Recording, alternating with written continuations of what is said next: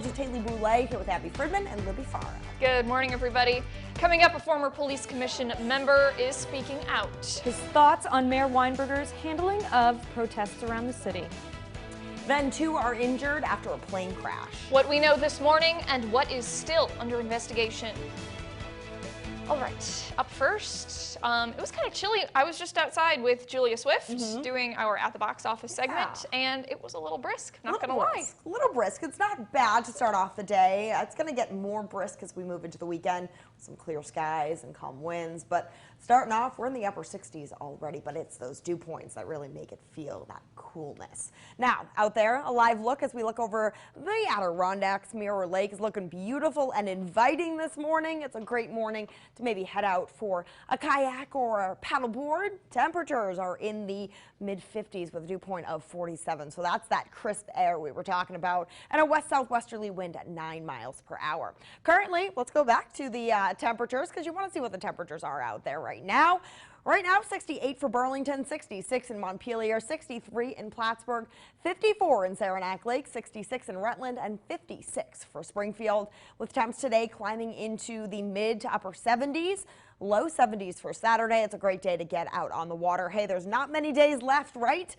We'll have your full forecast for the weekend coming up in just a few minutes. Till then, ladies, back over to you. All right, thank you, Haley. New this morning, a crash on Shelburne Road in South Burlington was deemed to be fatal. Now, we don't know exactly why it happened, but police are still investigating. We have one deceased operator, and the other operator is transported to the hospital with what we believe are non-life-threatening injuries at this point. That road has reopened and is available for use.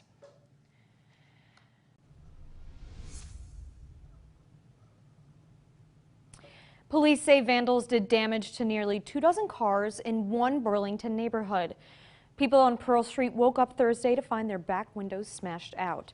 We counted at least 16 damaged cars, and neighbors tell us it was a chaotic morning. I came out this morning and I saw the back windshield of my car was absolutely shattered, as well as my roommate's. And yeah, my roommate said that when she was sleeping in the early hours of the morning, she heard someone yelling and some glass shattering. The suspect had a mental health crisis. The U.S. Marshals Service arrested a man in West Rutland wanted for murder in West Virginia. They say 28-year-old Demetrius Malone was on the run for almost 5 years.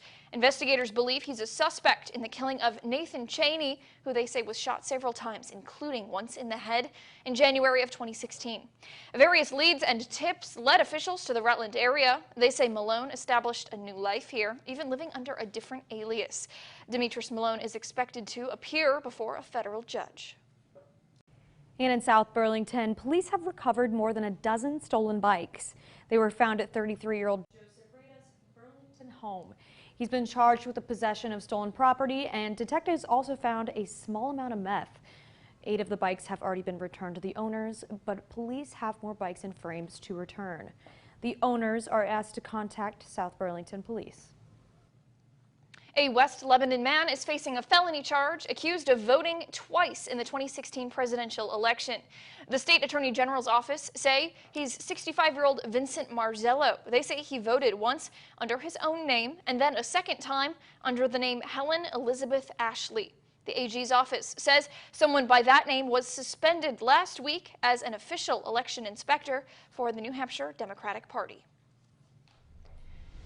It was another night of protest in Burlington, and once again, hundreds filled the lower end of Church Street outside City Hall to demand the firing of 3 officers involved in use of force incidents, as well as a call for justice in the shooting of Jacob Blake.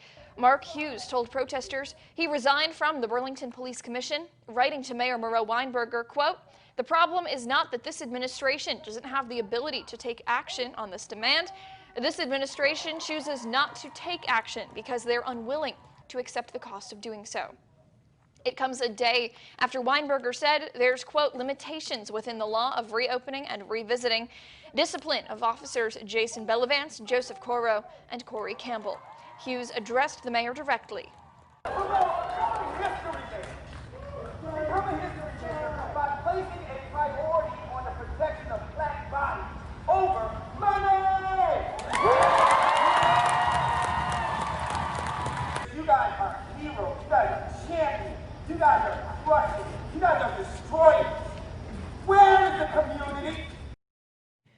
large percentage of that crowd last night were UVM students, and many of them came from a separate protest that happened earlier in the day on UVM's campus.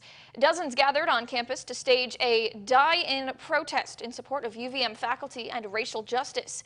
Organizers said they believe UVM administration has failed to listen to students, teachers, and people of color within the campus community. Students laid on the ground to mourn what they called the loss of their education due to the administration's refusal to pay non-tenure faculty a living wage, the closing of the campus children's school, and the underfunding and cutting of programs needed for marginalized communities. These budget cuts are nothing new. They are the continuation of a long-standing logic at UVM, which prioritizes profits over people. A logic that says, tuition first, teacher second.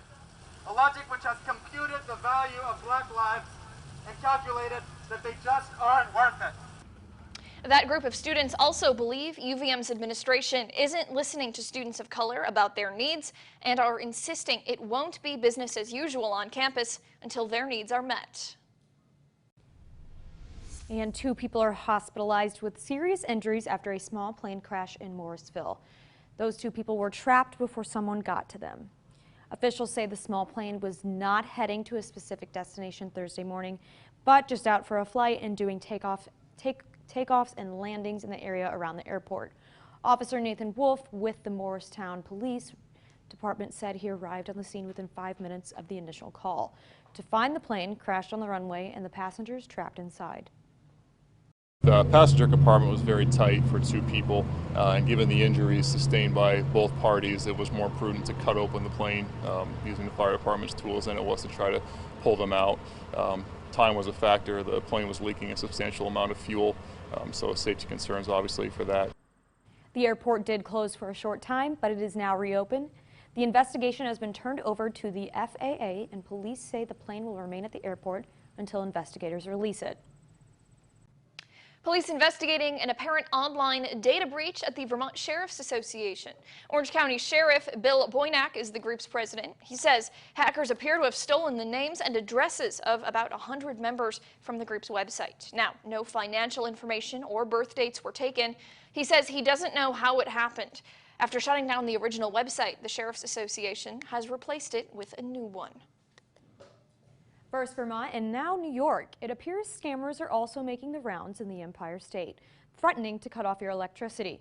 The New York Consumer Protection Department put out the warning today. It appears to be a similar call, asking for payment in the form of gift cards or money transfer apps. In March, Governor Andrew Cuomo ordered the state's utility companies not to cut off any service for those who cannot pay during the pandemic. This is Local 44 Morning Brew with Abby Fridman, Libby Farrow, and Sky Tracker meteorologist Haley Boulay.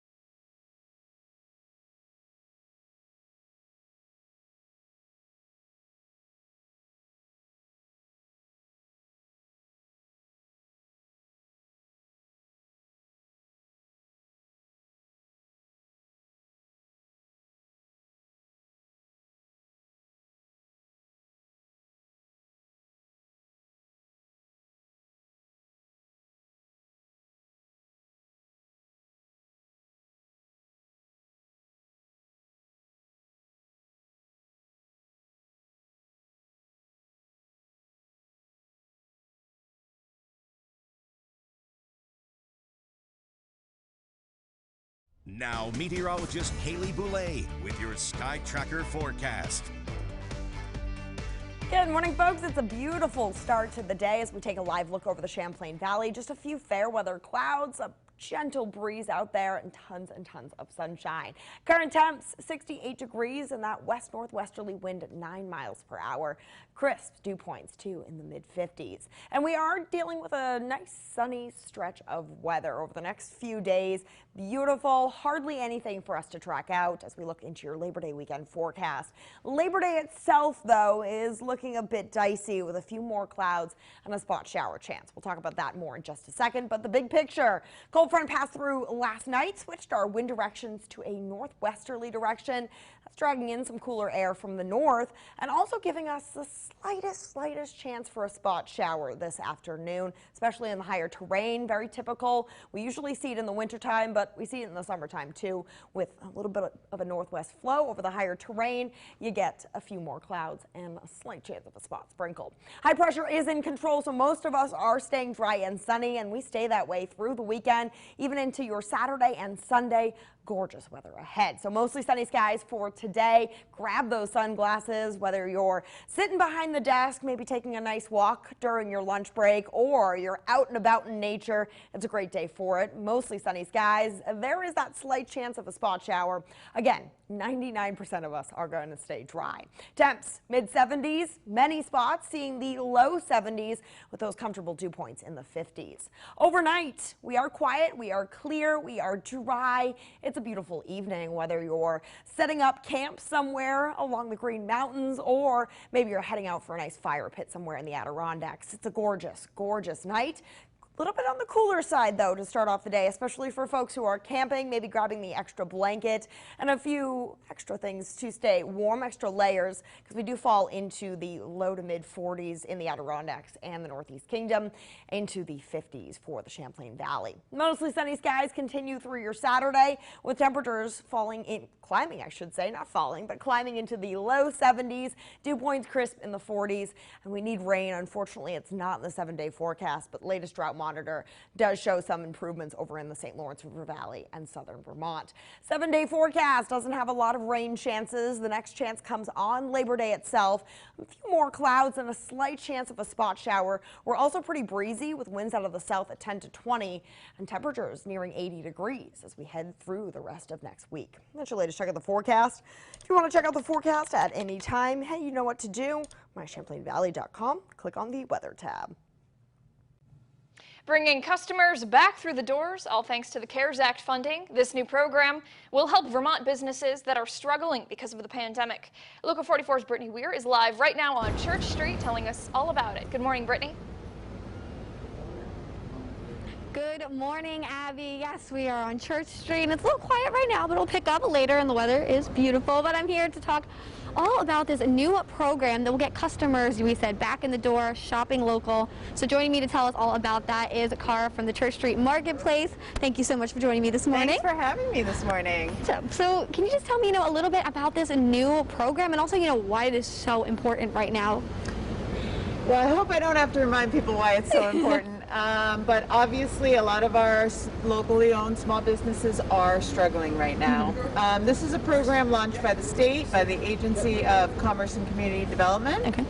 And it is a program that gets gift cards into the hands of consumers and gets them paired with certain small businesses so that they can, pump the consumer dollars back into our businesses. Mm-hmm. And so how does it pair them? Do they get to choose which shops, or how does that work? Not exactly. Okay. So the business signs up, and they have the sign-up period is until September 8th. Mm-hmm. And then the consumers will sign up to receive a free $30 gift certificate, sometimes a little more if it's for a hotel. Okay. But they will be asked what their interests are and what zip code they're in, and then through an algorithm they'll be given a couple choices, and they can choose a $30 gift certificate. And a lot of the thinking behind this program is that when someone goes into a store with a $30 gift certificate, they often spend more. So it's an incentive. It's more of a consumer incentive to really stimulate our economy right now. Yeah, and when you already have that incentive, you're more likely, shop, spend those dollars, and help out your local businesses, which is what we want. Exactly. That's right. And so you said that businesses, they need to sign up for this, and the deadline is Tuesday, correct? And the deadline is Tuesday, correct. All right. Correct. September 8th is the deadline for businesses to sign up anywhere statewide. And we really encourage everyone to sign up. And so, if a consumer, they go into a shop, is it just shops? Is it, you said hotels as well? Is it restaurants? What all is included? Yes, it's restaurants, retail, hotels, basically those industries hardest to hit right now. As well as some of the service industries as well, whether it's like a beauty salon or things of that sort. Gotcha. And I mean, I know you said we all know it's obviously very important right now because of the pandemic. Businesses are struggling. Absolutely. That tourism's not really there right now. But No. why else is something a program like this so important? Sometimes it will also pair you with a business that you might not have known about. So it could actually expand a business's customer base, which I think is an interesting feature of it. Because the customer doesn't choose exactly the business they want to go to, more they're choosing the type of business, and then they get paired, then perhaps these businesses will have new repeat customers. Perfect. I love that. Might find something you didn't even know about. Exactly. Gotcha. Well, thank you so much for joining me this morning and telling me all about this awesome program. Remember, guys, if you're a business you want to sign up, that deadline is on Tuesday, and make sure to check it out. But for now, live in Burlington, Brittany Weir, Local 44 News. Back to you, Abby. Well, a man behind the American Cancer Society's Real Men Wear Pink campaign hosted a celebration in South Burlington Thursday that also doubled as a fundraiser. For every Sisters of Anarchy ice cream cone eaten, Adam Hergenrother of Black Rock Construction pledged to donate $25 to the Cancer Society. 200 cones were enjoyed, which means $5,000 will go towards patient care, treatment options, and ultimately a search for a cure. So that hopefully people can go out there and never feel that they're ashamed or to talk about it, and also contributing to things that help advance cures and drugs that make this process a lot easier, and also simple things like needing a ride for people to come into the hospital and and just places to sleep where they're going through treatment. So all the dollars that are coming in for the ice cream are going to support this cause. The American Cancer Society is looking for community leaders to take part in this year's Real Men Wear Pink initiative. It takes place next month during National Breast Cancer Awareness Month. And we have that information on our website, mychamplainvalley.com, about how you can join. 8:18 on this Friday morning, closing quickly after it just opened. Coming up, SUNY Oneonta sending students home. Local news that matters on Local 44 News.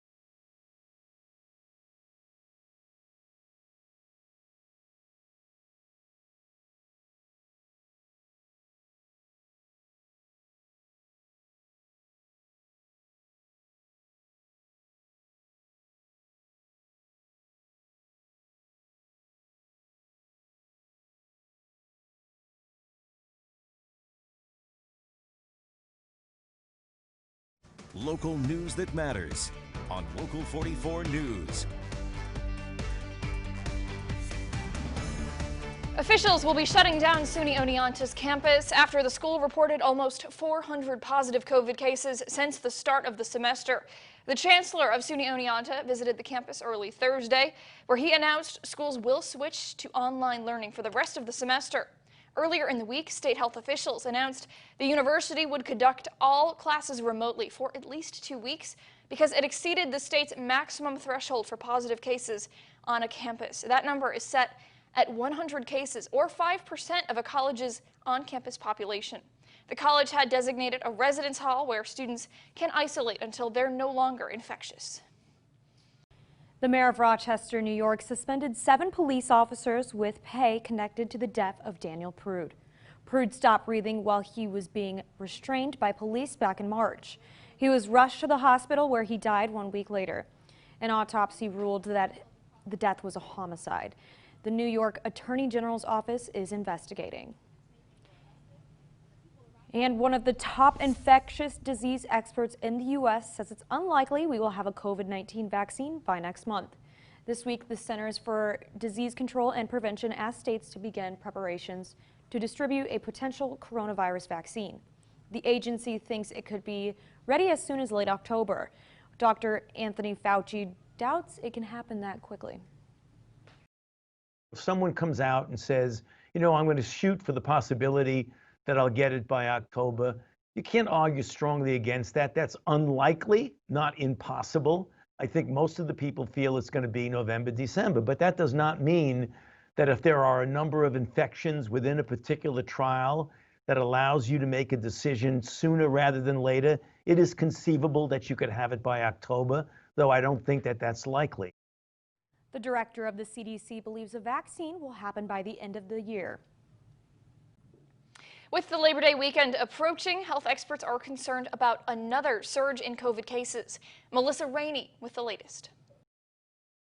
Together, we need to get through Labor Day weekend, really protecting one another. U.S. health experts on edge as the Labor Day holiday approaches, especially after many states suffered spikes in new cases, hospitalizations, and deaths after the Memorial Day and July 4th holidays. We don't want to see a repeat of the surges that we have seen following other holiday weekends. We don't want to see a surge under any circumstances.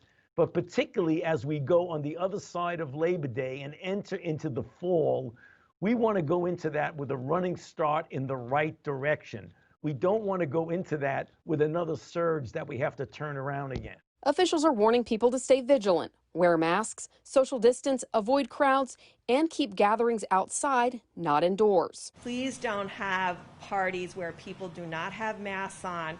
Just because they're a neighbor does not mean they couldn't be positive. While the Centers for Disease Control and Prevention has told state and local public health officials to prepare to distribute a possible COVID-19 vaccine as soon as late October, many health experts say a safe and effective vaccine might not be publicly available until early 2021. I'm Melissa Rainey reporting. This is Local 44 Morning Brew with Abby Fridman, Libby Faro, and Sky Tracker meteorologist Haley Boulay.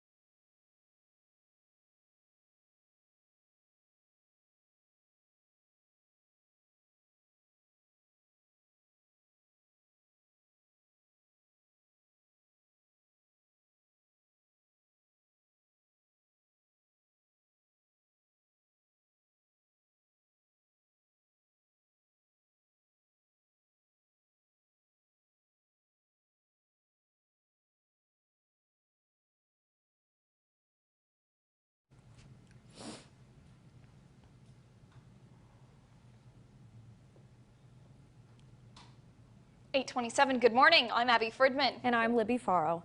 2 people are hospitalized with serious injuries after a small plane crash in Morrisville. Those 2 people were trapped before someone was able to get to them. Officials say the small Cessna plane was not headed to a specific destination on Thursday morning. They were just out for a flight.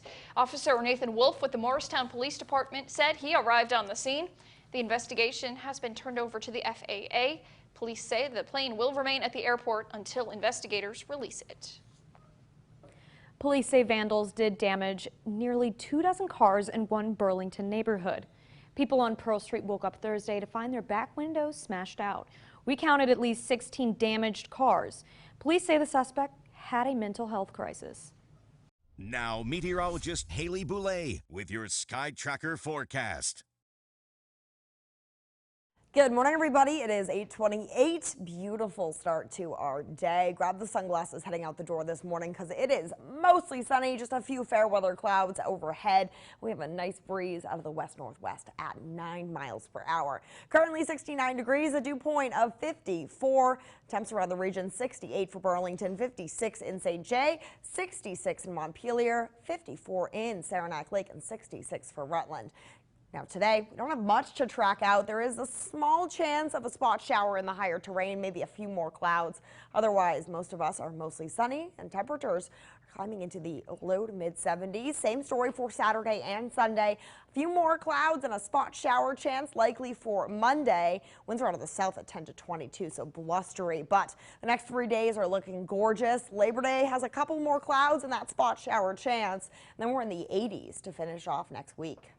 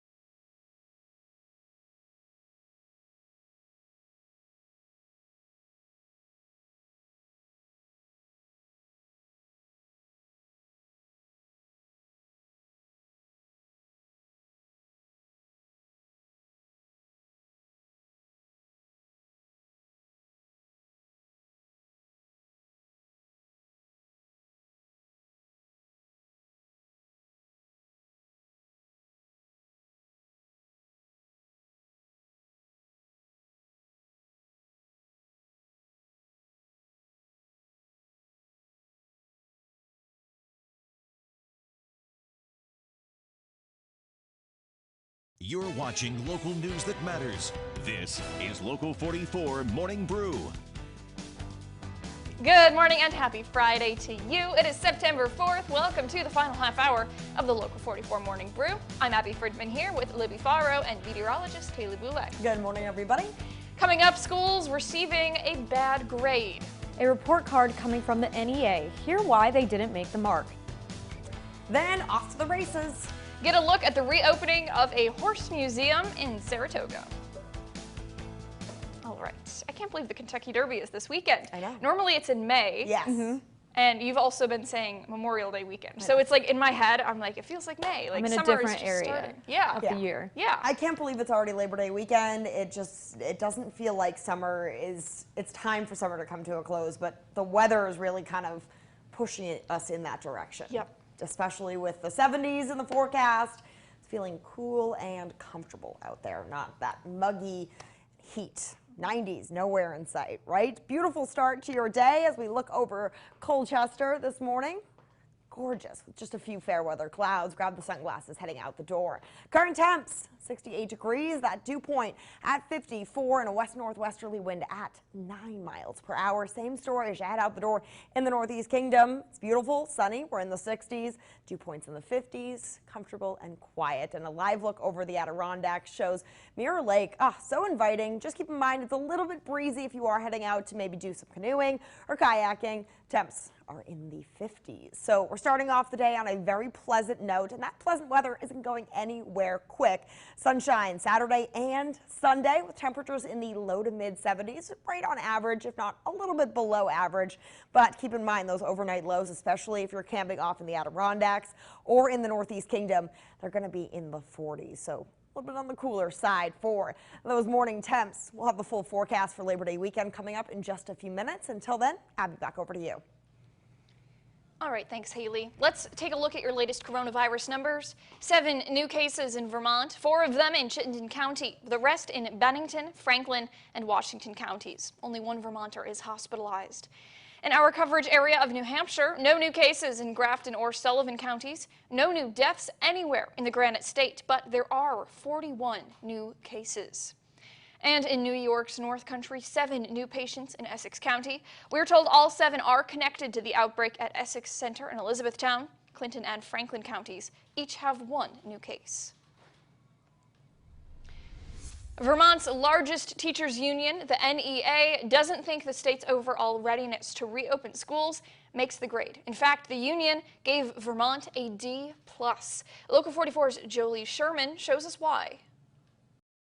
Vermont's district-by-district approach has left some schools in the dark, meaning not all are equipped with proper protocols, PPE, or full-time nurses.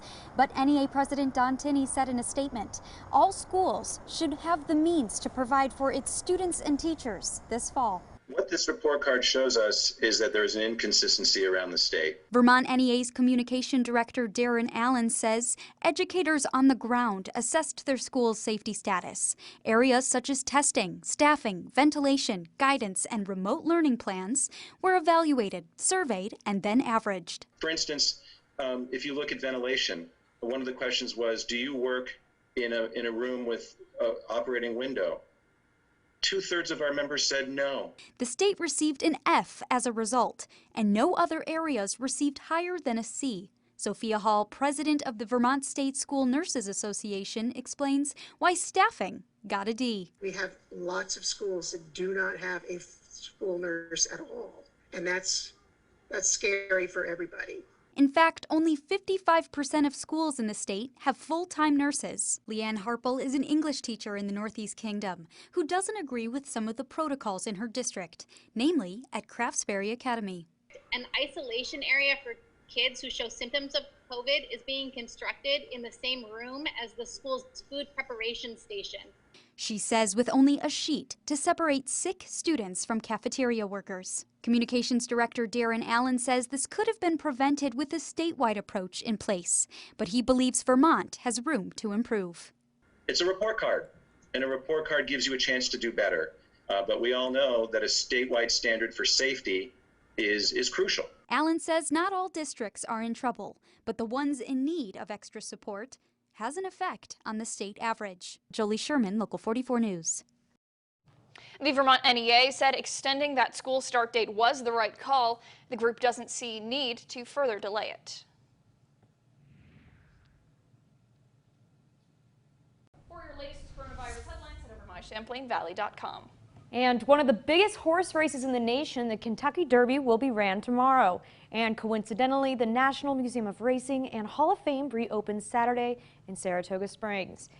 Cassie David from our sister station in Albany takes a look at the museum and its new exhibits. Oh, it's so exciting. Closed for construction since January, the National Museum of Racing and Hall of Fame is set to reopen on Saturday, September 5th. It's Kentucky Derby Day. I mean, the Kentucky Derby has always been the first Saturday in May, and now it's the first Saturday in September. And it's ironic, but it seems fitting. Once stores reopen, racing fans will experience new and updated exhibits, like the Jockey Club Gallery, Call the Race, and the museum's new Race Day Gallery, featuring 3 areas of the racetrack experience: the paddock, the track, and the winner's circle. It also features a custom mural by artist Greg Montgomery. I am so thrilled to have some of my work in this building. One of the biggest highlights of the renovations is the installation of a state-of-the-art Hall of Fame experience. These are noble animals, and that's why we love them so much. Visitors can enjoy a 16-minute film called What It Takes, Journey to the Hall of Fame, followed by learning about the careers of the Hall of Fame inductees on the theater's 9 interactive stations. So emotional. You don't have to know a thing about horse racing, and you can come in and you can just feel a part of it. It's for everyone. Buffalo wings, nachos, and so much more. Coming up, we check out your favorite game day spots in this week's 44's Finest. Local news that matters on Local 44 News.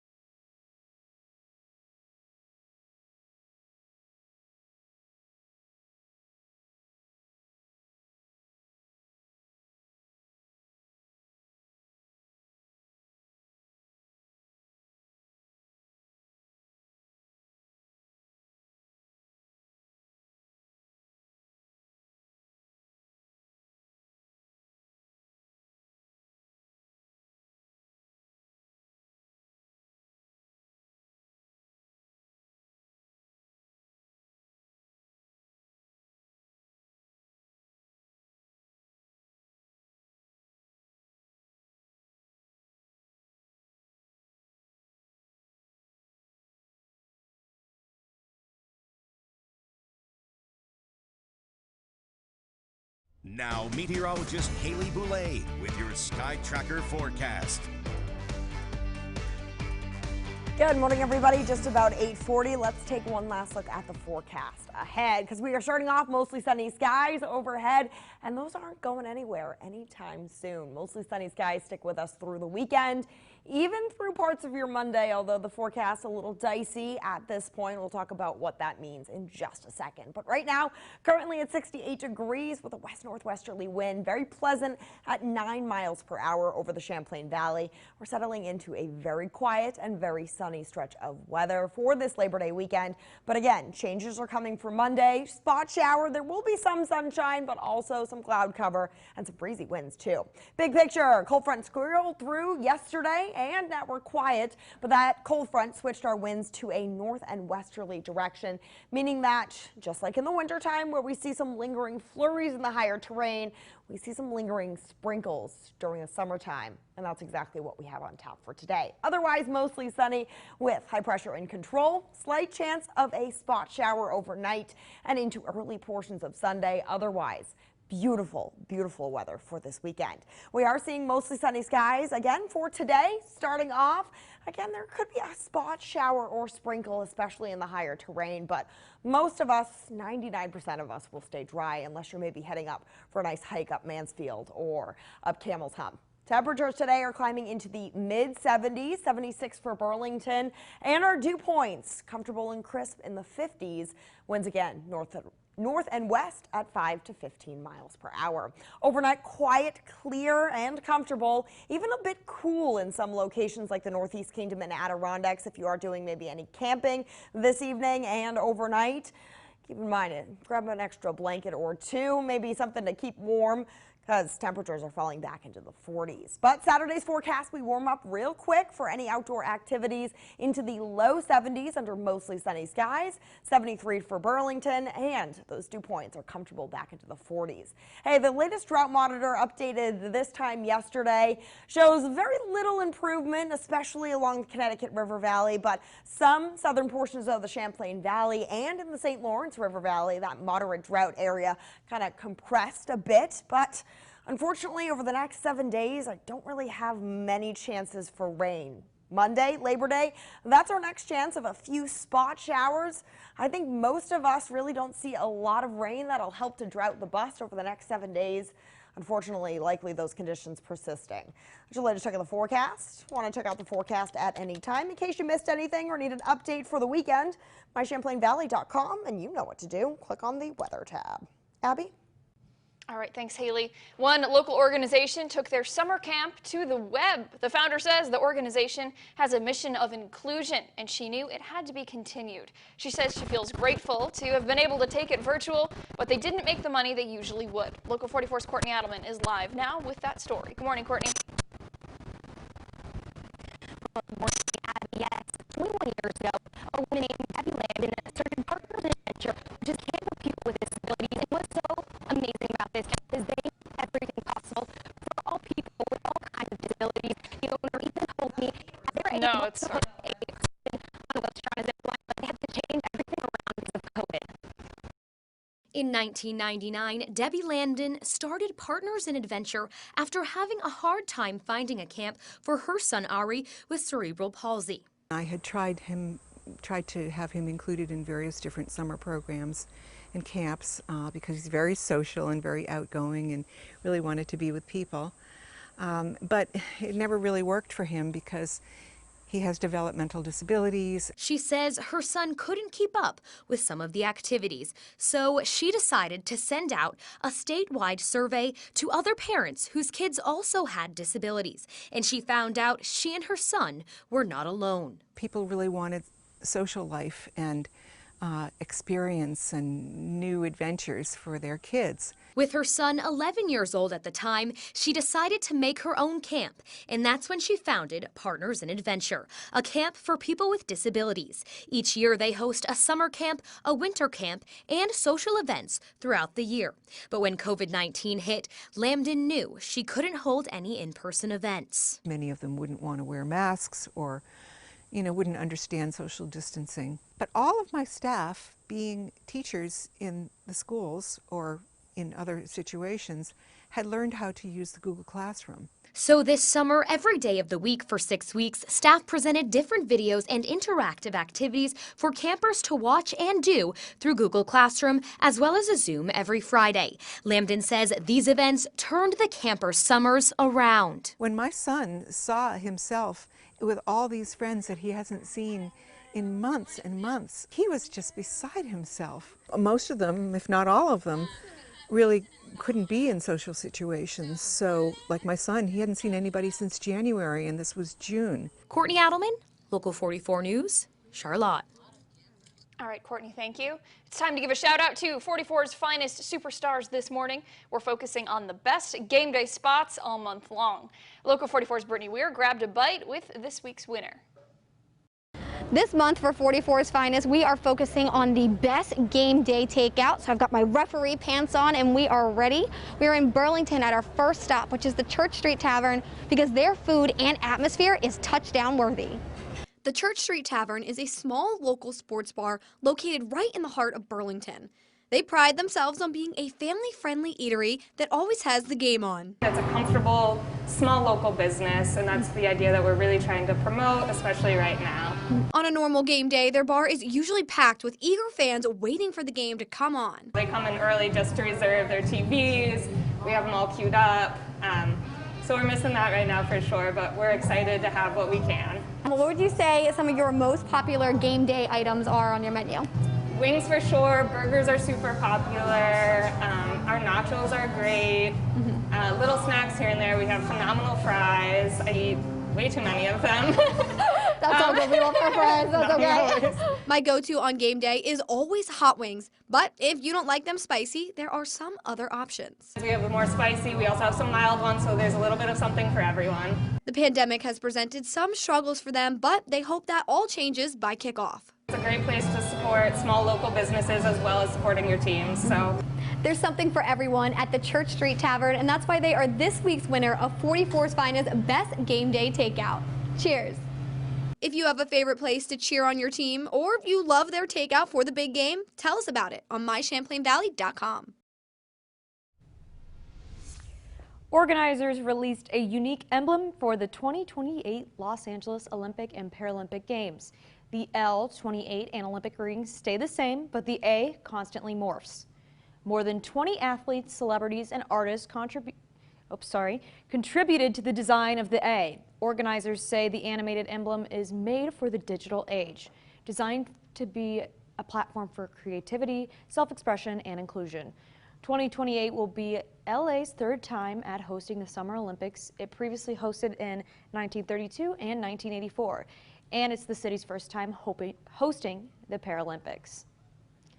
SpaceX launched its latest satellite mission. The company's Falcon 9 rocket successfully lifted 60 Starlink satellites to orbit.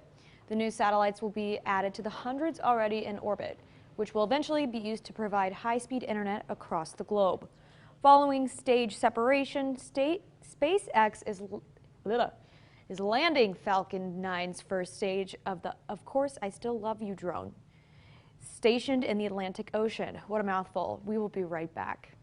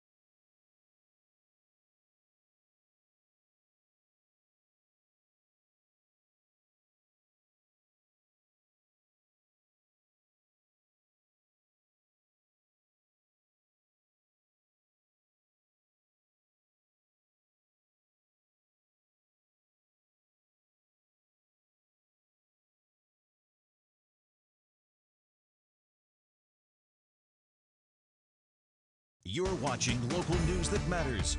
This is Local 44 Morning Brew.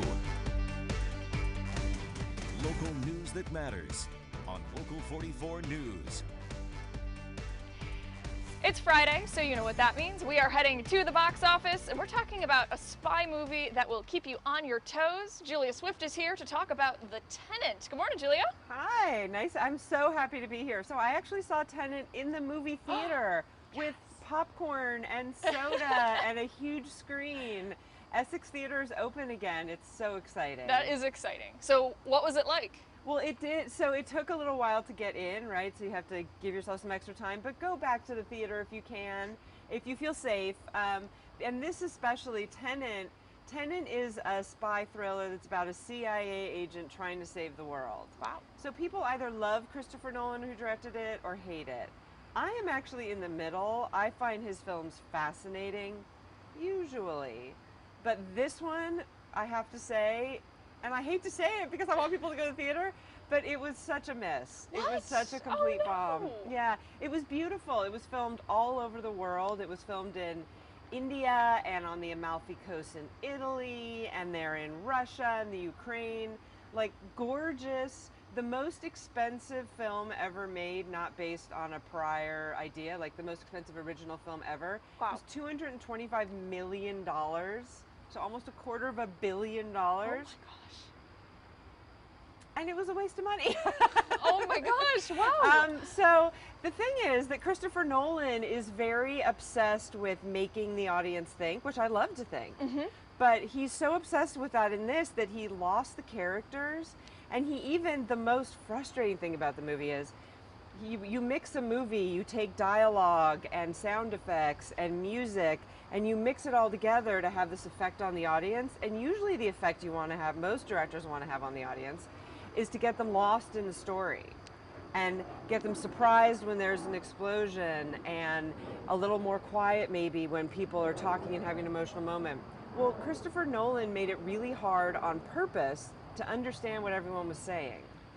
And he did this, people think, because he wanted people to pay attention. It's like, we're already paying attention. Don't make us work for it. Oh, no. It was so frustrating. Okay. So that's frustrating. The worst sound mix I have ever heard. And I have really good ears. Oh my gosh. Horrible sound mix. But again, gorgeous visuals. The cinematography, though, really nothing special. What made the gorgeous visuals were they had so much money and they got to go all over the world and they had these huge casts. So that made amazing, gorgeous visuals. Okay. And it is a bit, it's Christopher Nolan, and he did Inception. It's like we're in a world upon a world and it's turning in on itself. And and Memento, and it has that. But even the main character, he didn't give him a name, he called him protagonist. And I felt really bad for the main actor because he had very little of a character to play. And he had Christopher Branagh in it, who's this amazing classically trained actor who's playing the bad guy. And he told Christopher Branagh, there are no levels to your character. He's just bad. He's unredeemable. And to me, it's like, you have Christopher Branagh. Don't tell him to play a bad guy who's unredeemable. Like, yeah. So I think with Christopher Nolan, we've gotten to the place where he has so much power and control that he kind of, like in the end with Michael Jackson, it's horrible, but they get lost in their own world and nobody's saying no to them.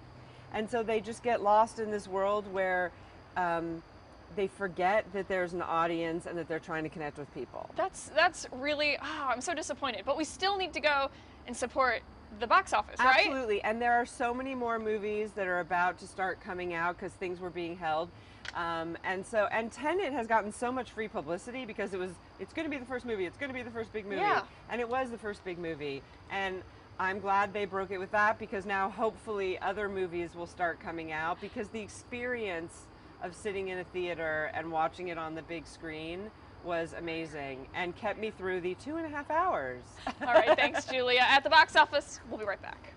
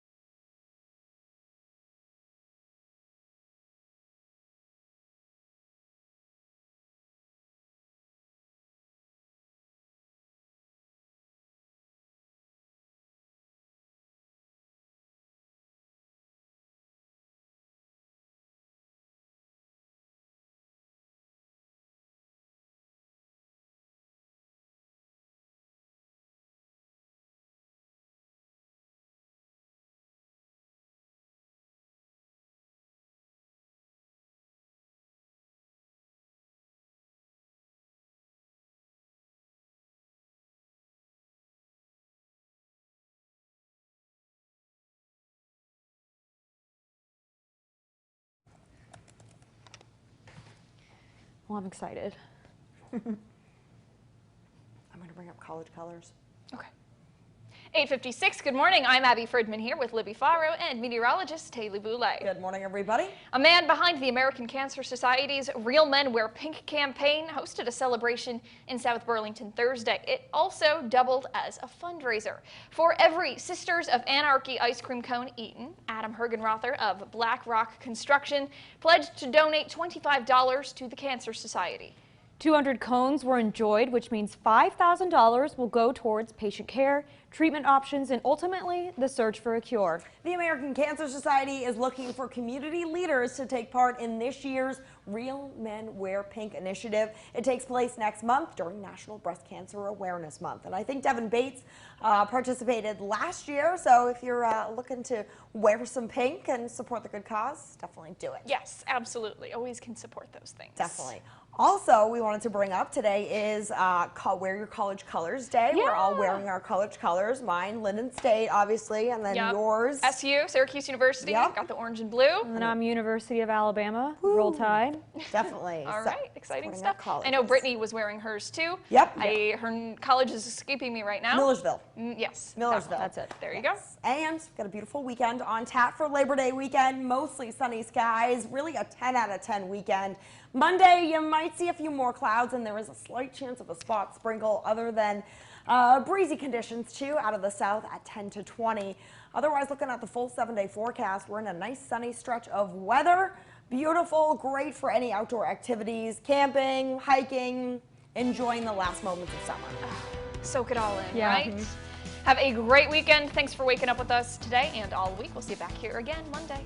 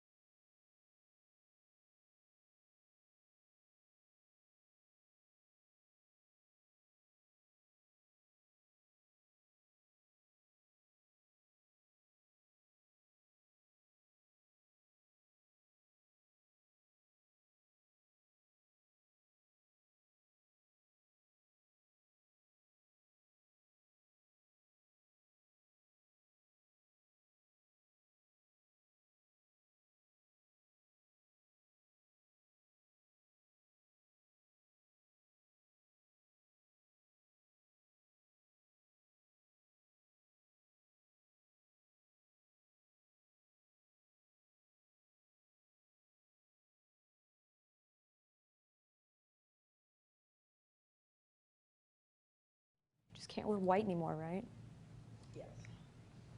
Yeah, no, Labor Day is not the holiday that you can't say Happy Labor Day. That's Memorial Day. That's Memorial Day. Okay. Labor Day is, I'm pretty sure it's just celebrating like workers and like